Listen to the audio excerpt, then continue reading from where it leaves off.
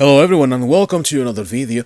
This time we are going to deviate a little bit from the usual topic that we always discuss here, that is the Rings of Power, and we are going to go with another topic that is also of great importance for this channel because we love here TTRPGs and we also love Dungeons and Dragons, and that's precisely what we are going to be talking about, Dungeons and Dragons and the community at large, simply because of some developments that have taken place at the beginning of this month. According to Linda Codega from Gizmodo, she got hold of some new developments in what Wizards of the Coast has created as the new OGL 1.1. So, of course, the community, upon learning about this, was not happy at all with what it entails. So we're going to delve into that, but bear in mind that this channel does not deal in rumors, leaks, or speculation, simply put, because it cannot be verified. We are talking about it because despite the fact that this was written almost 6 days ago, and up to now there had been no confirmation or any comment from Wizards of the Coast. They released a Twitter post, they released a tweet some hours ago in which they mentioned that they acknowledge the community has concerns, that the community has some questions, and that they will shortly address those, and they thank everyone for their patience. So they neither denied nor confirmed this, but considering that it is a leak, and if it were not really true, or if it did not have bits of true, well, they would have just debunked this right away and not had waited all this time to make an announcement or a statement regarding that. So I think that there is a little bit of truth in this, and that is why we are going to be talking about it right now. Still, treat this information with a grain of salt. So, without any further ado, let's dive into this information.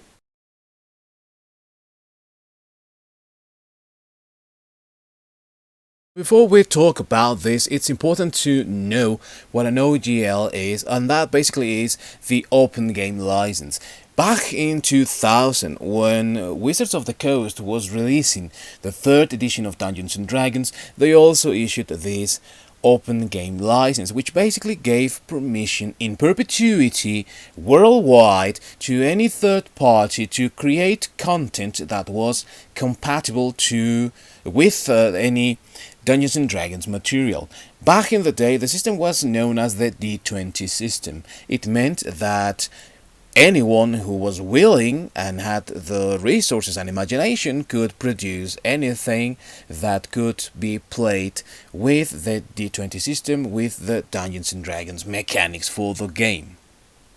As soon as this thing leaked, then many people also thought that it was ludicrous of Wizards of the Coast to try and try and copyright their mechanics, because in the United States copyright laws do not allow for any game mechanics to be copyrighted. So then, with that in mind, they thought that this was ridiculous, but as many more people started talking about this issue and they saw the legal implications that it had, then more and more people became vocal about it, and also quite vocal against what it's standing for and what it is trying to bring to the community, but also that is trying to bring to the third-party content that is being created as of the making of this video, that has been made before and that is still in plans to be made for this year, as this is something huge. It's not something that happens once in a blue moon. In fact, there are many companies, many third-party companies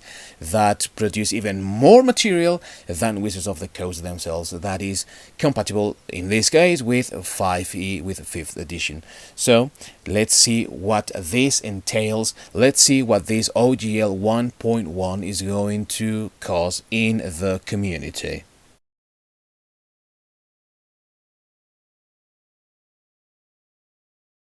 On January the 5th, Gizmodo's Linda Codega wrote an article in which she is leaking the new OGL called OGL 1.1 from Wizards of the Coast. And in that part she says, quote, while the original game licenses a relatively short document coming in at under 900 words, the new draft of the OGL 1.1, which was provided to IO9 by a non-WotC developer, is over 9,000 words long. It addresses new technologies like blockchain and NFTs and takes a strong stance against bigoted content, explicitly stating the company may terminate the agreement if third-party creators publish material that is blatantly racist and all those other ist and faux terminations and terminologies. Now, this is important to consider and to pay attention to right now, because this is also in line with what we had from Wizards of the Coast back in December, if you remember, when both Chris Cox, that is the Hasbro CEO, and Cynthia Williams, who is Wizards of the Coast president, stated that Dungeons & Dragons is an under-monetized property. If you didn't know, let me tell you that at least Williams comes from the Microsoft school of thought. And as you know, back there in Microsoft, they always try to monetize everything. If they could monetize the air that you breathe, then they would certainly do it. And that is a similar situation that they are trying to bring to the table to Dungeons & Dragons, and they are trying to monetize everything. It is also the reason behind the purchase of D&D Beyond, because they are going to make it, you will see, they are going to make it a subscription service. So you will have to pay to play, you will have to pay to be enrolled, to be able to look at other materials, to do all that stuff that you already do in the platform without having to really pay for it, because it's free. I mean, there are premiums, of course, you can choose to pay, but that is an optional thing. In this case, I reckon that they are going to try to make it a real regular thing. So because of that, of course, they are trying to block anything that does not come from them in order to monetize the property and also keep all of the earnings. Now, also the article mentions the following, quote, one of the biggest changes to the document is that it updates the previously available OGL 1.0 to state it is, quote, no longer an authorized license agreement, end quote, which also goes against what it said when it was stated that this was a license in perpetuity, which meant that any third party could produce their material and Wizards of the Coast was not going to ask for any of the revenue, you know, for any of the earnings, nothing whatsoever. There were no fees, it was royalty free actually. You didn't have to pay any royalties to Dungeons & Dragons, to Wizards of the Coast, to Hasbro, to no one, and you could keep the thing in perpetuity. So then this is going against that agreement, and that is why also the community has been raising the voice, because they reckon that this is going to affect the game in a huge way. And of course they are right in that. The article continues, quote, by ending the original OGL, many licensed publishers will have to completely overhaul their products and distribution in order to comply with the updated rules. Large publishers who focus almost exclusively on products based on the original OGL, including Paizo, Cobalt Press, and Green Ronin, will be under pressure to update their business model incredibly fast. Now, this is true. However, I have seen, and if you have played this game also, Paizo has tried to deviate from Dungeons & Dragons pretty much since its insertion. I mean, you also have to remember that Pathfinder, we have it right now thanks to the fact that something similar happened during 4E. Back in 2007, 2008, something like that, and that gave rise to Pathfinder. Now, in 2nd edition, they have tried to distance themselves as much as they can from Dungeons & Dragons and try to make Pathfinder their own thing. If they continue with the OGL, it is merely because they are afraid that any term that is owned by Wizards of the Coast might slip into their product, and through the OGL, they cover that thing and they can avoid any lawsuits or any other major complications. But the matter of the fact is that with this new OGL 1.1, they will have to completely change faster than expected their new editions, and if they were thinking about having, say, 2E remain as the core of the game and like a definitive version of the game, they will have to change that and think about it and maybe even create a third edition. So the thing here with the OGL is pretty serious, and it's also pretty damning. The article continues, quote, "This is no mistake. According to the document provided by IO9, the new agreement states that the open game license was always intended to allow the community to help grow D&D and expand it creatively. It wasn't intended to subsidize major competitors, especially now that PDF is by far the most common form of distribution," end quote. That might be true, and it might be the case that not many third parties really benefited monetarily, economically speaking, of course, from this agreement back in 2000. But as soon as Paizo set the trail, and they blazed it with Pathfinder, many other companies have done the same. And it is only Wizards doing. By bringing in 4E and all the chaos that ensued from that, they made sure that Paizo became successful. And because of that, we could safely say that it's thanks to Wizards that they have their competitors now. That they created their enemies, we can say. But it's coming from that, from the fact that it is Wizards themselves who are doing this thing. So once again, they have not learned from their mistakes, apparently. The article continues, quote, "This sentiment is reiterated later in the document. The OGL was intended to fund major competitors, and it wasn't intended to allow people to make D&D apps, videos, or anything other than printed or printable materials for use while gaming. We are updating the OGL in part to make that very clear." Paizo Inc., publisher of the Pathfinder RPG, one of D&D's largest competitors, declined to comment on the changes for this article, stating that the rules update was a complicated and ongoing situation. And while they have not commented on this thing, of course, they are already looking for options. And they are not the only ones. Cobalt Press has already stated that they are going to create Black Flag with their own system.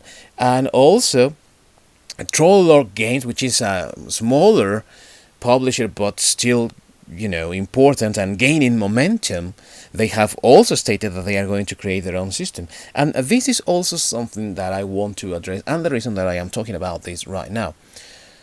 As a community, we have to hold united and strong against what the Wizards of the Coast is doing. And one of the things that, as publishers, these people have to do is to come together. It's going to be, of course, very nice and entertaining to have a variety of systems to play with. Sure enough, that's going to be one of the perks of this thing, one of the benefits for the community. However, it can also mean a deterrent for newcomers. So it would be really nice if all of these independent creators and third-party creators and third-party publishers got together and created their own system so that it goes against this new Dungeons and Dragons system that Wizards is trying to implement. And in that way, that would make them also stronger. Because truth be told, there are many campaigns out there on Kickstarter that have created wonderful materials. There are many that have been very popular. You can see Cobalt Press being always there at the forefront. You have Free League Publishing that created the One Ring, and it was intended to be the second edition compatible with the 5th edition. And you see now this is not going to be possible. So what about making all these new projects be housed into the same system, and so that they are compatible with each other, and then have these companies also play a major role in the TTRPG field? The community will be pleased, and the community would feel more, let's say, safer in a way, but also smaller companies that do not meet their expectations, they cannot fund their Kickstarter campaigns, or that do not make a lot of money. Well, they can also be protected by this this unity that can come from this creation of a single system for all of them. I think that would be one of the benefits of this thing if it were a reality, especially considering that according to this OGL 1.1, if you are in the initial, at the beginning of this new program, you earn 50,000 yearly in revenue, then you owe Wizards part of it. I think that it is 20%, and for a starting company, that's just a ruination. In the next tier, that is the intermediate tier, you, I think, owe 25%, and in the final tier, that is the expert one, if you make more than 750,000, say that you make 760,000, then you're going to owe them the 25 to 30% of your revenue. And we are talking about revenue because it's not on profit. They are not going to charge this from profit. They are going to charge it from the total revenue of your yearly production. And I don't know if you have ever tried to publish something, but it's not cheap. And this means the livelihoods of lots of people that work for these companies. Paizo alone has around 200 employees, if I remember correctly. So it's not a small company, of course, but smaller companies that have, of course, less revenue, to charge them that percentage for the revenue, that means that they are never going to establish themselves. So it's a serious situation, and I think that some people are addressing it lightly and some other people are not giving it the importance that it has. I was going to wait until this Friday, January the 13th, when, according to Wizards, they were going to make it all official to discuss this situation. But considering that they took to Twitter to try to assuage fandom anxiety, let's call it, but not denying this thing or not debunking it as, fake news or something like that, but also not confirming that it is in reality their creation and that they are going to go with that, well, it made me feel wary of their intentions, and that's why I decided it was best to address it, and also for me to have the opportunity to call all those companies like the ones that I mentioned already, Free League Publishing, Cobalt Press, Trollorg Games, and many others that are out there, to come together and create your own system. One universal system that can house all your games, all your ideas, all your publications, and then with that, fight against Wizards of the Coast. Just remember that WotC has a titan of the toy industry, toy and gaming industry, backing them up. Hasbro. The independent publishers, they got no one. But if they are together, they are stronger. Remember, 4 weak armies can take down one strong army. And that could be the case here if these independent companies join forces against the evil of this titan that is WotC right now. But of course, that is only my Viking view. Let me know yours down below in the comments, and also let me know whether you are going to give Dungeons and Dragons a try on their 1D&D, that is also the one that is housing this new OGL 1.1, or if you are going to help those smaller independent companies out there trying to make a living and also trying to fight the great, and I am going to say this with major air quotes, great WotC out there. Let me know down below in the comments. Thank you for watching. See you next time.